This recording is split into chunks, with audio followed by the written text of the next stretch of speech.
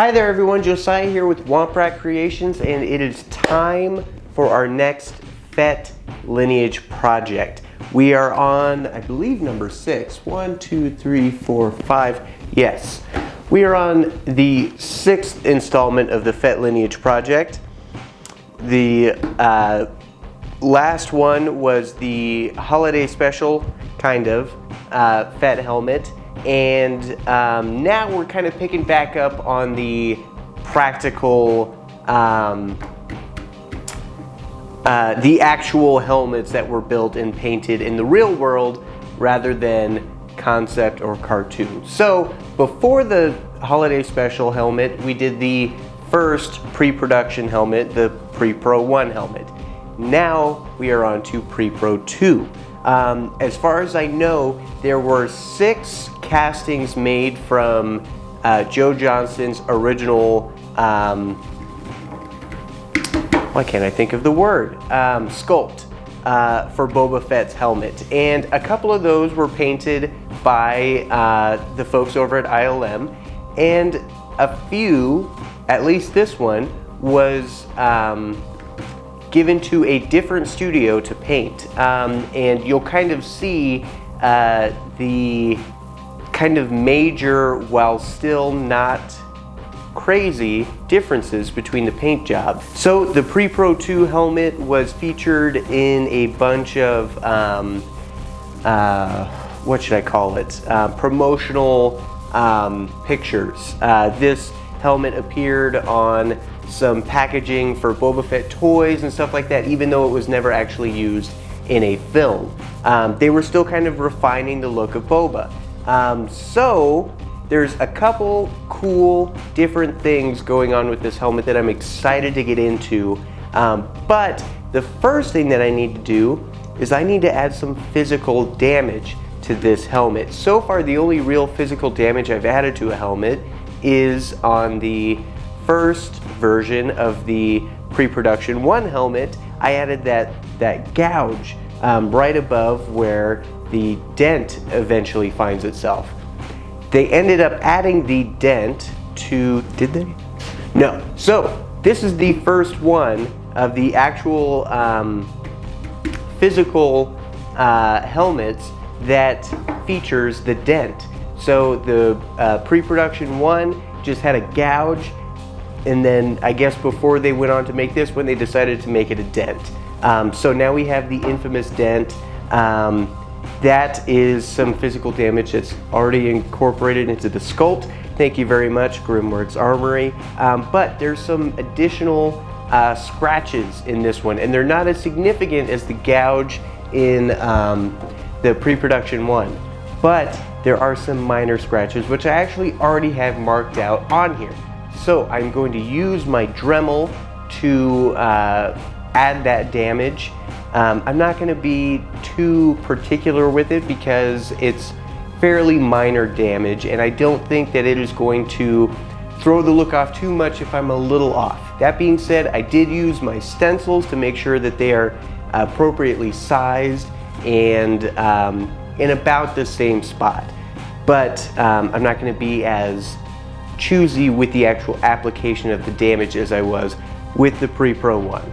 So I'm going to get to the physical damage, then I'll go ahead and talk to you guys again, because before I can get to painting, I need to tell you about something cool that is specifically going on with this helmet.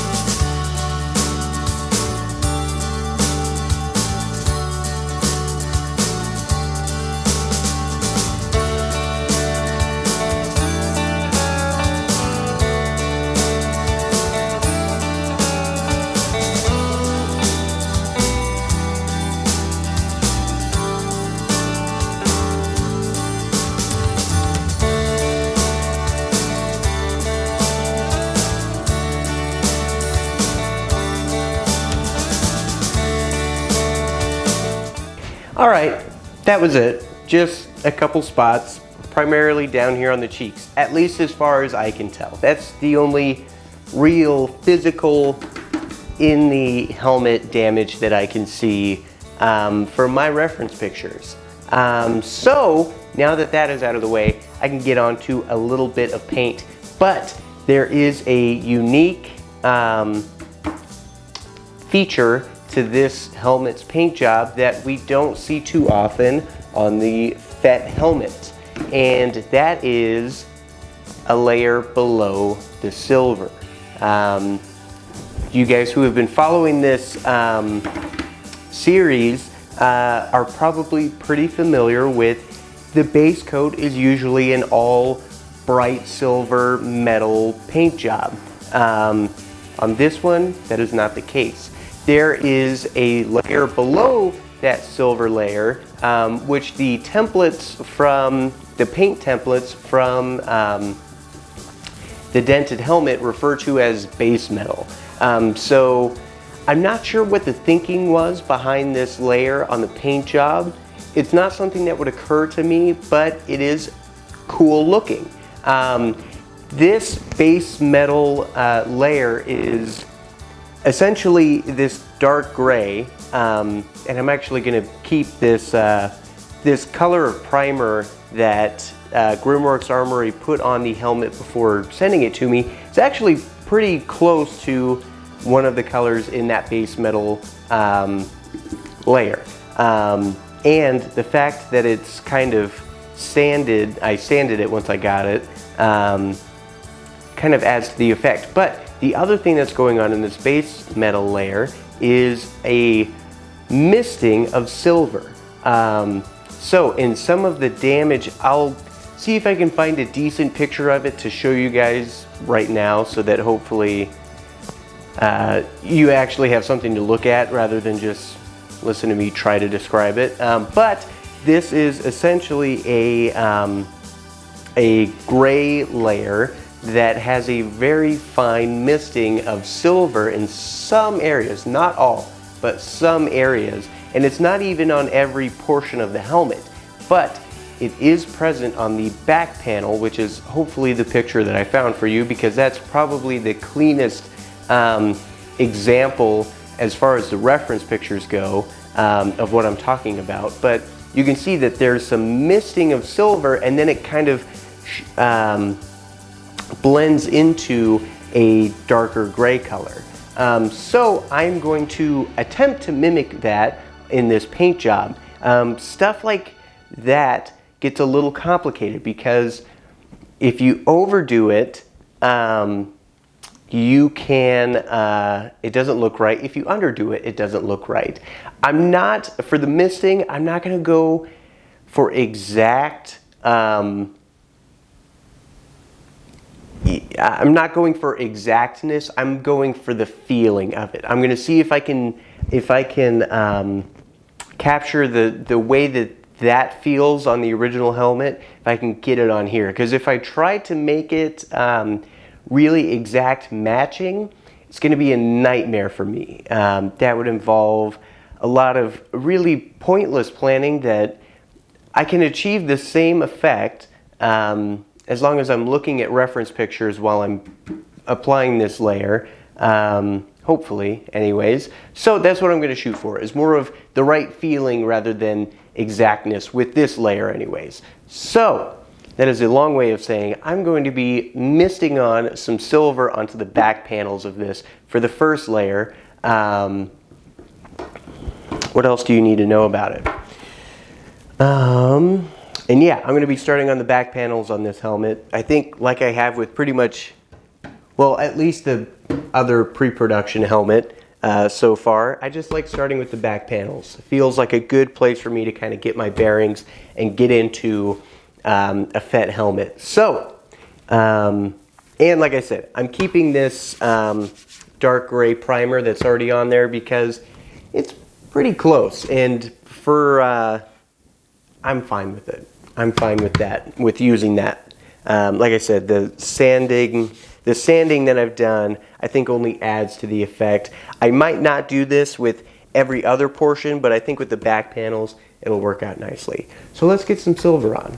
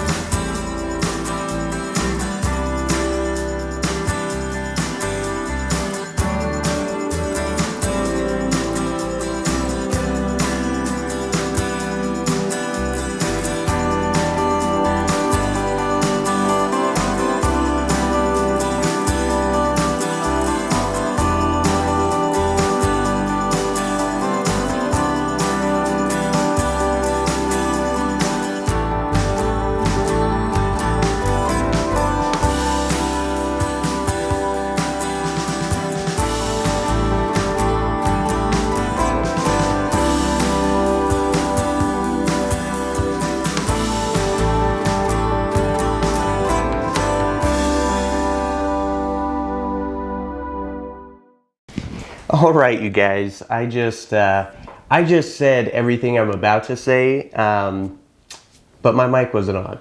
So I get to do it again. That's okay. So I went through and did all my layers of paint. I even did a gray misting in some areas on these back panels, because the whole PP2 pre-production 2 helmet has a lot of gray mistings throughout it. And I have found that on boba helmets, I like to do the bulk of my misting while the masking fluid is still on.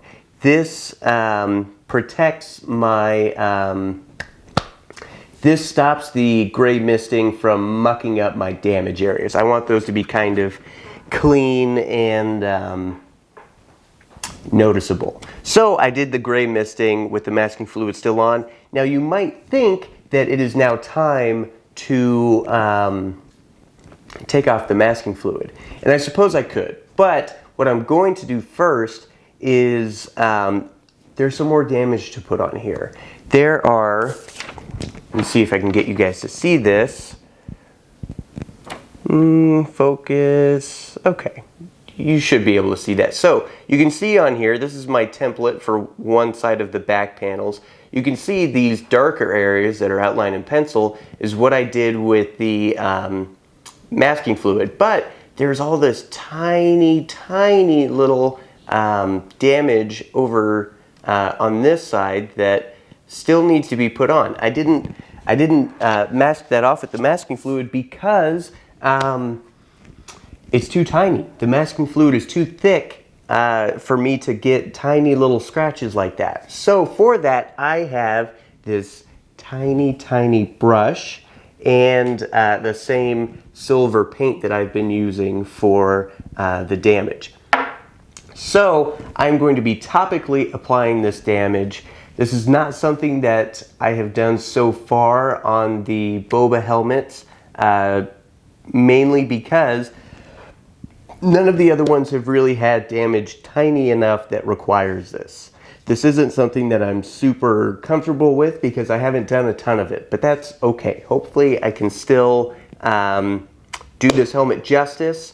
And so yeah, for the next foreseeable future, it shouldn't take too long, but I'm going to be applying tiny topical scratches to this paint job.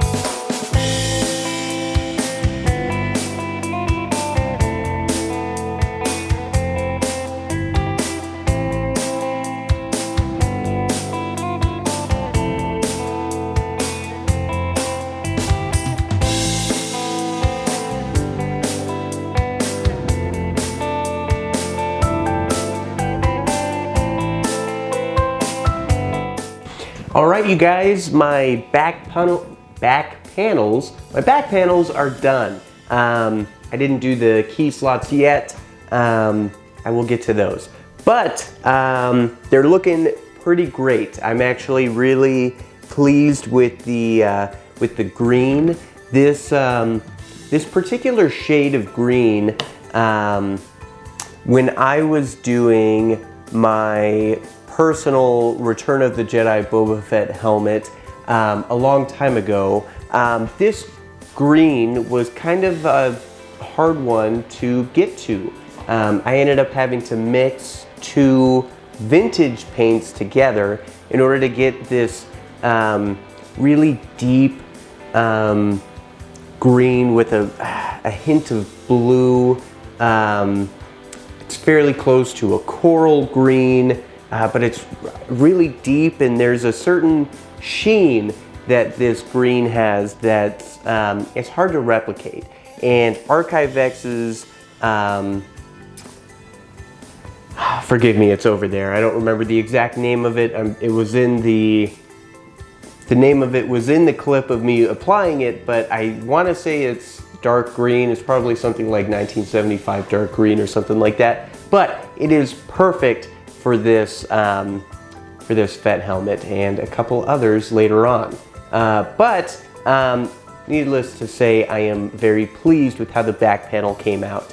I know that it is, you guys probably can't see the gray misting as much as I do in person, but that's okay. I'm sure after this, this video comes out, I'll post actual pictures of the entire helmet.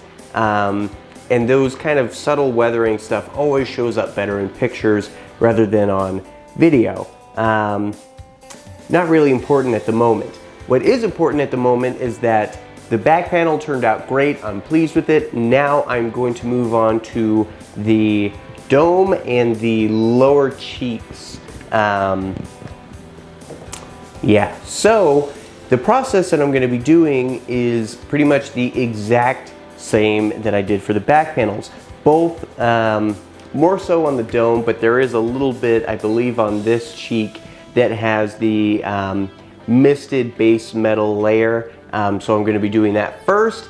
Then I think it'll be on to the pure silver metal layer, then a dark gray, and then I believe the top green color. I think you guys will be able to see in the following time lapse.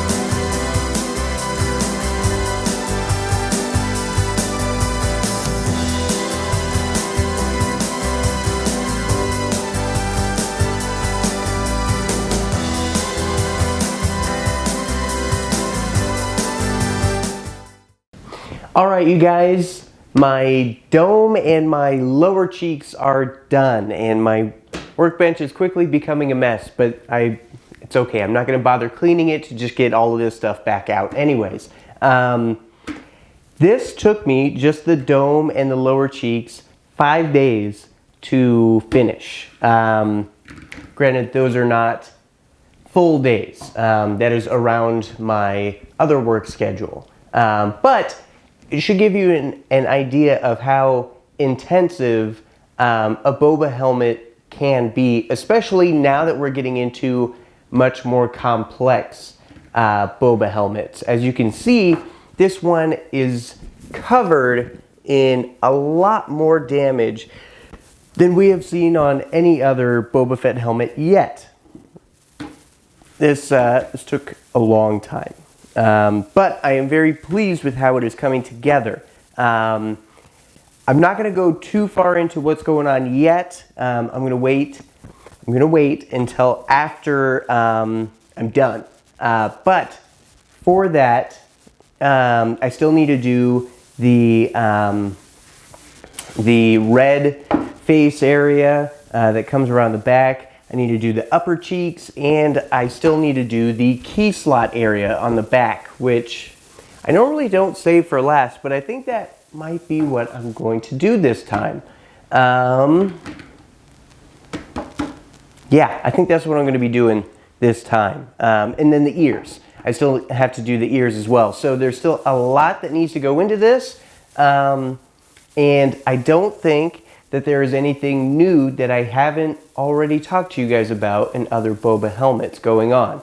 I mean, of course it's a different paint job, but I'm not going to be using any different techniques or anything like that. So we'll do the rest of the paint work as one big time lapse, and then before I do weathering at the end, I'll check back in with you guys so we can see how everything looks before weathering. Then I'll go ahead with the weathering, which is arguably the most fun part. But on to the rest of the paint job.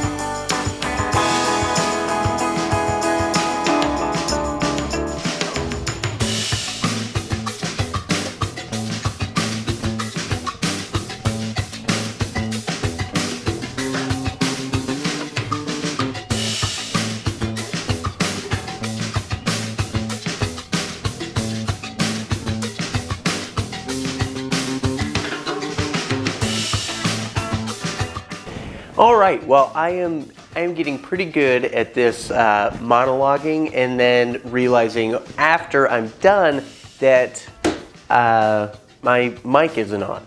So I have to be more careful going forward at double checking that my mic is on. But helmet's almost done. Helmet is almost done. You saw me do the upper cheeks and the red face area, as well as the ears and the key slots on the back. This is coming together really nicely. Well, there's a couple things I want to talk about real quick. One of which is on the red mandible area. There's some pink. There's some pink chipping that goes through here, and my pink came out a little too pink. It's a little pinker than I originally intended, but I am okay with it. I think it looks fine, and again, with this one, even I'm working with limited reference images. There's also something I forgot to mention earlier. The pre-production 2 helmet is the only one that made its way to a private collector's collection. The only one of the original sculpts, and the only one that made it to a private collector's collection, and they didn't take very good care of it. It ended up getting real scratched up and banged up beyond what it originally was. Hence the picture I showed you guys earlier in the video of the back of the helmet. You saw those 2 long scratches down the back. That wasn't part of the original. That was a result of not being cared for through the years. So there's a lot of pictures of it after it had been further damaged, which I'm trying to take with a grain of salt, because it can be hard to tell in those pictures what is new damage and what is old damage, because there isn't a ton of pictures of this originally, like right after it was completed. So there are some, and that's what I tried to base most of this off of. But then there's, like I said, I kind of had to do some figuring out. So there wasn't a ton of the pictures available of this pink color were not the best, and that's okay. I did the best that I could with it, and I think it looks fine. But now, oh, and then the other thing that I did is I did the ears and the key slot area on the back, and I'll talk about that real quick because I've done this in other videos. I have not done it with a Fett helmet before, and what I did was it already had the silver metallic base coat. I lightly went over with a couple different colors, some varying grays and some really nice weathering brownish gray. And then after that, I went with some quadruple zero steel wool and buffed on top of my thin layers of dirt. And it gave this really, I'll show you a close-up of the ear cap that goes over here, because it really nicely demonstrates all these little scratches you get with that method of painting and weathering that is really hard to accomplish through just painting and weathering. Without the steel wool, at least with my current skill set, I would not be able to replicate that look. I think those came out really nicely, and I think it adds a lot of character to the helmet. Now that that's done, I can go on to my final weathering, and just for this helmet, it's actually pretty simple. It's just this light gray as kind of misted throughout. That's really the only color that I'm seeing in the reference picture. So I'm going to go through with some light gray and mist off some areas. I'm going to attach the rangefinder, the visor, and of course the ear cap, and then I'll clear off my workbench and pull down the previous helmet so we can compare and see how Boba has evolved. We'll skip over the holiday special one because. So we'll see how it changed from pre-production 1 to pre-production 2.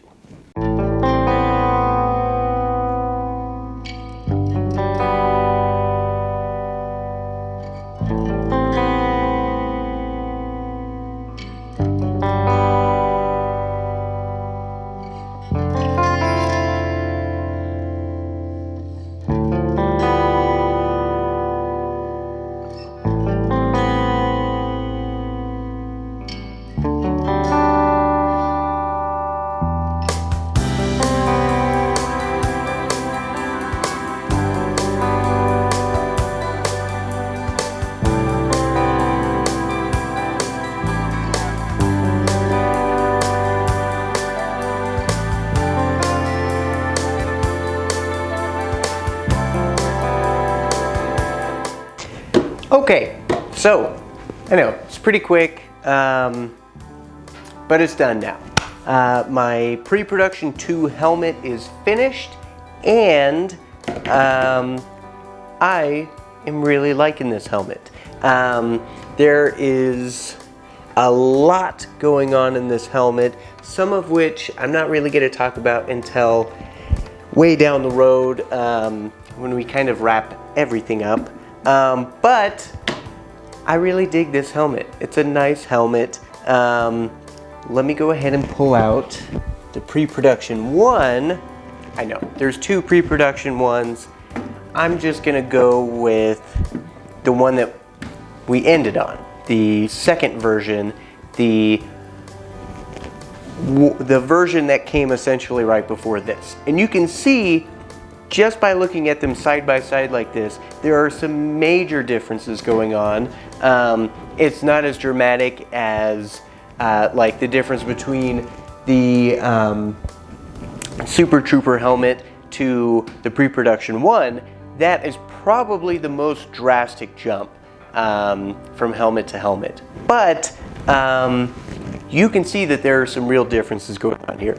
First of all, they decided to nix the any kind of design on the dome of the helmet.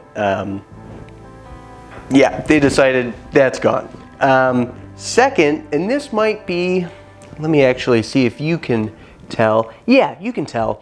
There's a difference in hue. I mean, there's a lot of very similar colors going on. You have green up top, red right here, green. It's still kind of a darker color here, though that changed a little bit. And then on the back of these, fairly similar. Here we go. Fairly close in colors, but there are some real tonal differences in these. Both of these helmets, while like I said, they have, you would call them the same colors, there's a real difference between this green and this green. This green is much more of a green. This is more of a gray green. And that's not just because of the gray misting weathering that went on top of it. It's a much more gray base color than this one. Like I said, that's gonna kind of come into play a little bit later. I mean, the red didn't change much. You did add, they added some kind of lighter reds in there on this. The kill stripes, while actually, I mean, there's a fairly bigger difference between these 2 kill stripes than really intended. They should be the same. That's on me. As far as I can tell anyways, they're about the same red. I just didn't, the color change between this kill stripe and this kill stripe is just on me. It was my mistake. I needed to add just a tiny bit of red to this orange to really get it to where I wanted. But that's okay. Besides color tonal shifts, which is pretty subtle, at least in most cases, there's a ton of damage difference. They went to town on the pre-production 2, whereas this one, yeah, it's got some damage on there, definitely the most that we've seen up until this point, but I mean, the damage from this to this is crazy. And of course, like I said earlier, we went from the gouge to the dent. That is something we will see going forward. They decided they like the dent. They're keeping the dent after this one. But I mean, just the amount. This is the first helmet so far that's getting into the real tricky helmets. Pretty much this one forward, they're all, well, aside from one that I can think of, even that was going to be a little tricky. But regardless, everything up to the end of this point, fairly easy. Not easy, but not as involved and complex as this. And from here on, they just stay like this. They stay very involved, very damaged all over. Just incredible amounts of detail on these helmets to capture.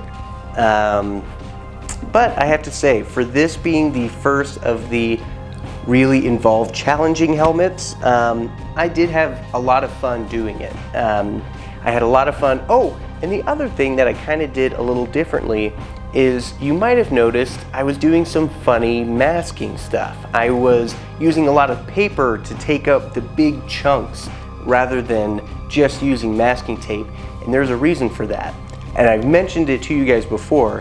When I'm using masking tape on these, it's a heart attack every time I pull up a piece of masking off of one of these helmets, because it is a layered paint job, and especially because the base of this paint job is silver. Silver paints are typically very powdery. That's how they achieve their metallic look. But that means that they aren't necessarily the most durable. They don't stick very well because it's a bunch of little tiny powder particles.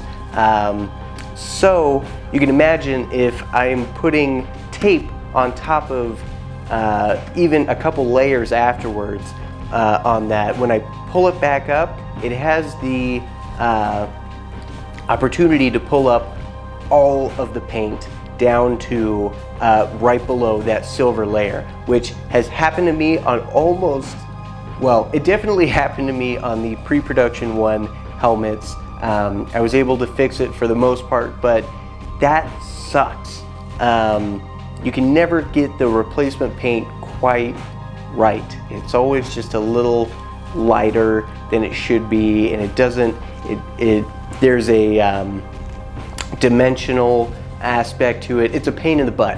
So for this one, I wanted to minimize the amount of masking tape I was putting on the actual helmet. So the little bit of tape that I did use to hold the paper in place, I stuck to my arm about twice. Like, I put it on, peel it up, put it back on, and then peel it up, then put it down on here. It just helps to take some of the stick out of the masking tape. You can also use your shirt. You can stick it on your shirt, and the lint that's on your shirt can kind of help take care of some of that stickiness. But I still wanted to minimize the amount of exposure to tape the helmet had. So I used printer paper to block out the big areas, and basically just used the masking tape to keep the paper in situ, and it worked out really well. I didn't have any peeling of paint with the masking tape on this helmet, which is incredible in my experience.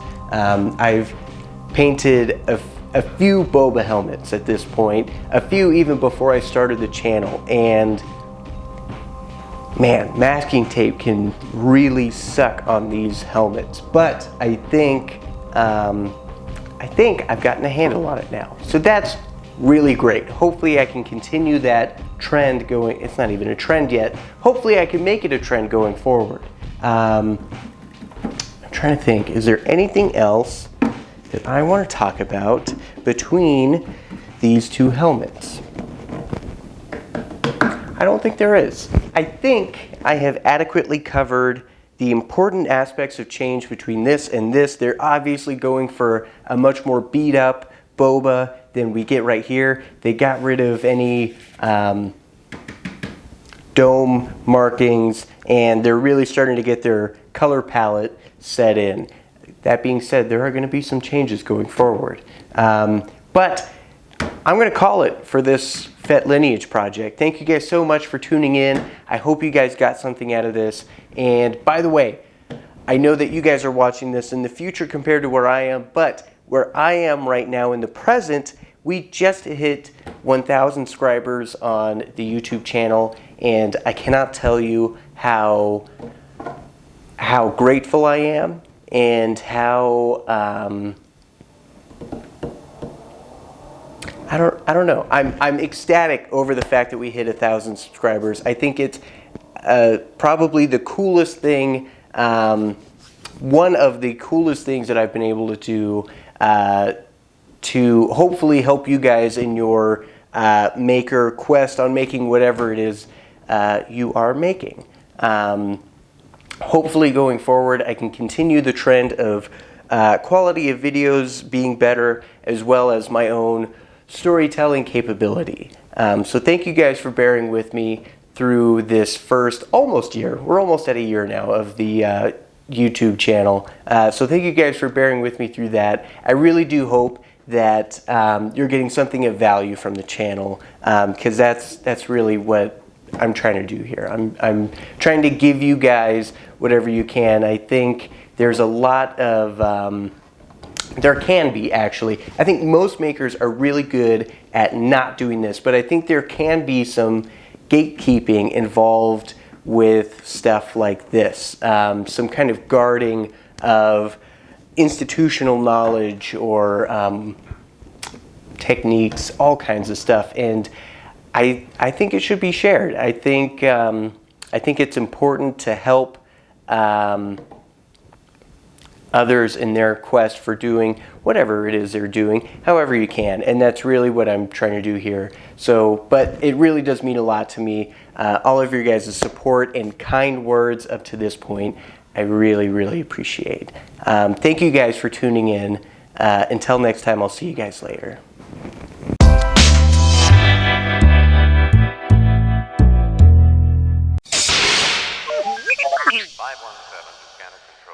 517 to scanner control. 316, report to control.